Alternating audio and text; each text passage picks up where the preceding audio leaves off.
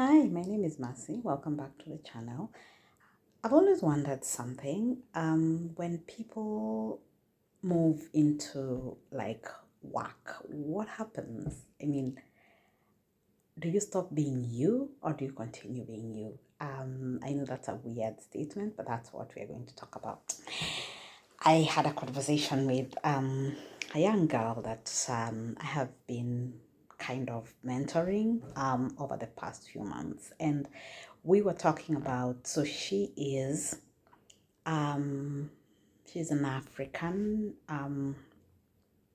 immigrant who moved to Switzerland when she was, I think, she was very young. I think she was like 5 or 6 years old. She's been a Swiss national for very many years, has always worked in many different amazing jobs, and basically has had a great life. And yeah, so things have been going well for her. Now, um, recently she started a job at a new company, and when she started this job, it also coincided with the fact that she got married at the same time. So she got married, started a new job, and is planning on getting children and living their normal, hopefully peaceful, happy life, right, that everybody hopes for when they get married.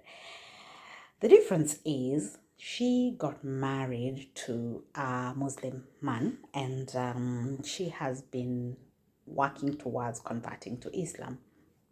And she's currently, I don't know what their situation is with how to convert and all that, but she's currently, like, during Ramadan she fasted, and she feels like she's ready. And so now basically that's what's happening now. She's in the process of moving. Now she decided that when she becomes Muslim, she wants to wear a veil. She hasn't decided how she's going to wear the veil, because, well, there are quite a few different ways of wearing it. There's full cover, half, so there are quite different ways. She hasn't decided how exactly she's going to do it, but she would like to. And that is the hardest thing that she feels she's ever had to do. Her first question was, how do I even bring this up? I've just started a new job. Do I wait until the end of my trial period? She's only 1 month in. Do I wait until the end of my trial period for me to bring this up? What will they say? How will it look? And to me, I was like, are there any other Muslims in the company? Because I think that would be the best place to start. Ask the other Muslims. How would they feel? I mean, what do they think? First, ask them, because maybe they're just not wearing because they are either not practicing Muslims, or they just don't wear because they don't feel like, or maybe they're afraid. So, first check the temperature. Now, this is a very hard conversation to have at work, because quite a lot of people, religion is one of those things that you don't really like talking about when you're at work. I think religion is one of the taboo topics when people are at work, and I just kind of feel like it does make people uncomfortable. When somebody is non-religious, they tend to only hear the negative things about religion. The religion, it has really bad PR, honestly. Whether it's Christianity, whether it's Islam, whether it's Hinduism, we just have bad PR, because majority of what is hard out here is not what majority of the really nice values of these religions are. And that's sad, because instead of pulling people in, we tend to push people away. And but that's a whole video for another time.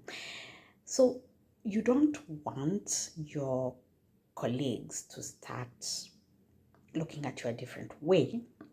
But of course, if you're wearing something like a scarf, then people already know you're religious, and then they do look at you a certain kind of way. Now, the other thing is, but it's the same thing. If you're wearing a rosary, then people already look at you like, oh yeah, she's Catholic. It's you've already expressed yourself that way. For me, response to her was, what do you expect from the colleagues? Because for me, that is actually what determines whether you talk about it or not. I generally, if I was in her position, I would not just show up to work with it. I would at least let my supervisor know. I don't have to advertise it to the whole world, but I would at least let my supervisor know, and not ask for permission mostly. I mean, if it's not against the company policies, that's something that you would need to get an exception. But I would at least talk to either someone in HR or my supervisor and just tell them, by the way, I'm a recent convert to Islam, and I will be starting to wear the veil on this date. So that's what I would do. On the other hand, I think the person, I told her that one thing is she really has to know that there will be some people who will feel a certain kind of way. Now, whether their feelings are justified or not, we don't know. We don't care. It's their feelings because that's them. They have their experience and they will decide how they want to feel. I hope and pray that one day, we will reach a place where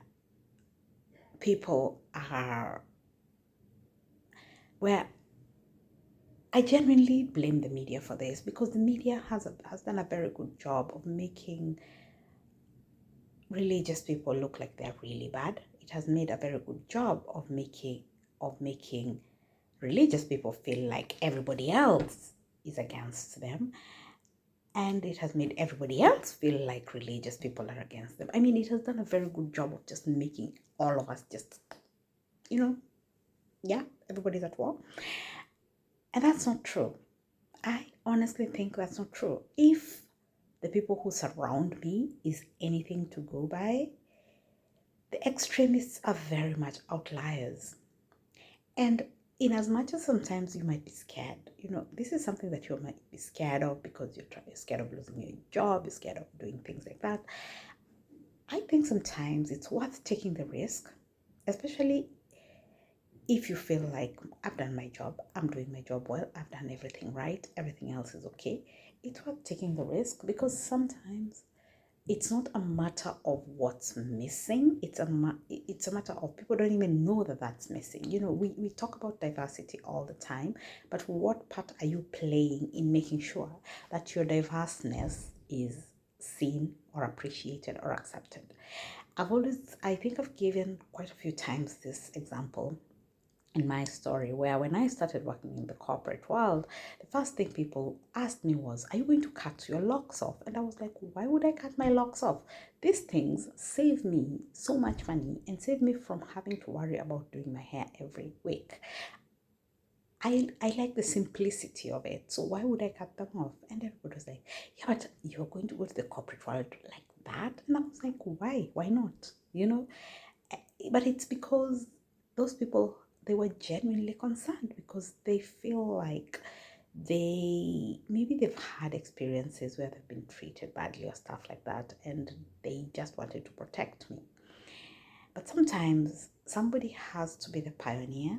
Don't feel like you have to always fight for everything, but if you feel very strongly about something, go ahead and test the waters. You might be surprised that is actually what everybody else was waiting for. Maybe somebody was just like, we had never noticed that we don't do this. Well, I mean, if the others feel comfortable doing it, then we didn't even notice. We just thought that they didn't know.